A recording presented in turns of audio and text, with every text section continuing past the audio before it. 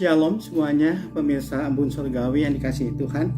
Pada saat ini saya akan membawakan satu buah kebenaran firman Tuhan yang terambil di dalam Mazmur 126 ayat 5-6 yang berbunyi, orang-orang yang menabur dengan mencucurkan air mata akan menuai dengan bersorak-sorai. Orang yang berjalan maju dengan menangis sambil menabur benih pasti pulang dengan sorak-sorai sambil membawa berkas-berkasnya. Saudara, Alkitab mengajarkan suatu saat kita akan mengalami bow. B-O-W. Bow, apa itu bow? Bow itu adalah pulang dengan sukacita besar sambil membawa hasil di tangan. Dan untuk membawa hasil tidak jarang kita harus dengan mencucurkan air mata karena beratnya medan yang harus kita taklukkan. Kekristenan tidak terbingkai eksklusif dalam kehidupan yang joyful dan happiness tanpa ada masalah yang timbul. Persoalan hidup dan juga beban berat yang mewarnai proses iman Kristen, entah itu sebagai proses pematangan iman atau akibat perilaku yang salah. Orang percaya tidak kebal dari persoalan, tetapi selalu kuat untuk menghadapi persoalan.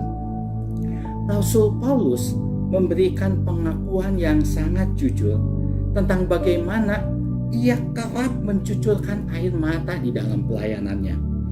Kisah Rasul 20 ayat 19 mengatakan, dengan segala kerendahan hati aku melayani Tuhan. Dalam pelayanan itu aku banyak mencucurkan air mata dan banyak mengalami pencobaan dari pihak orang Yahudi yang mau membunuh aku.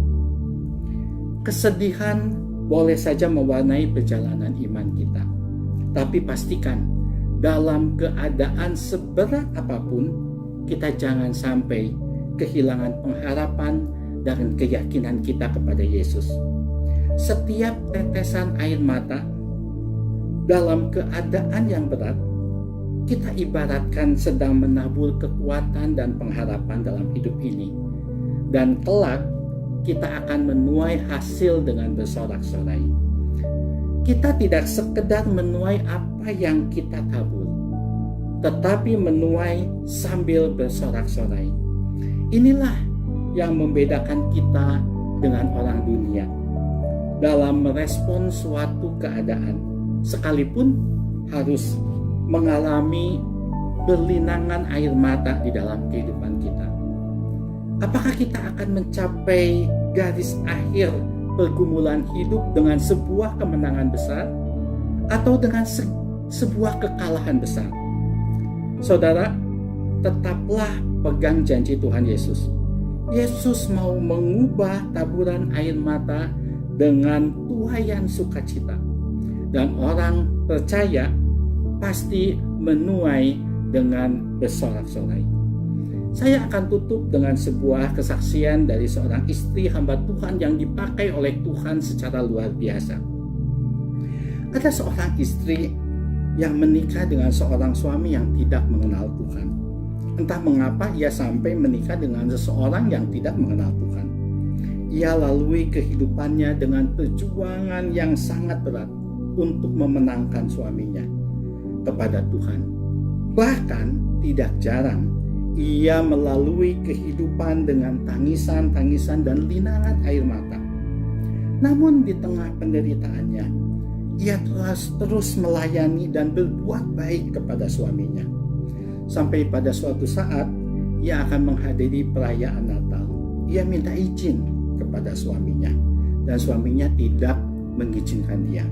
Suaminya berkata, apabila kamu berani keluar dan menghadiri Natal, maka pintu ini akan selalu tertutup bagimu. Tapi istri ini tetap keluar dan menghadiri perayaan Natal. Ketika pulang, ternyata benar pintu rumah itu tertutup bagi dia. Ia mengetuk pintu sambil menahan cuaca yang dingin, karena pada saat itu sedang musim salju.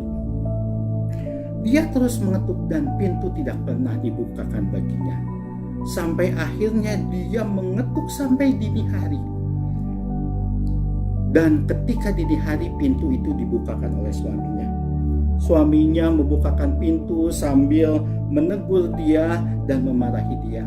Tetapi dia sambut kemarahan suaminya dengan memberikan makanan-makanan yang enak, membuatkan minuman-minuman yang hangat bagi suaminya.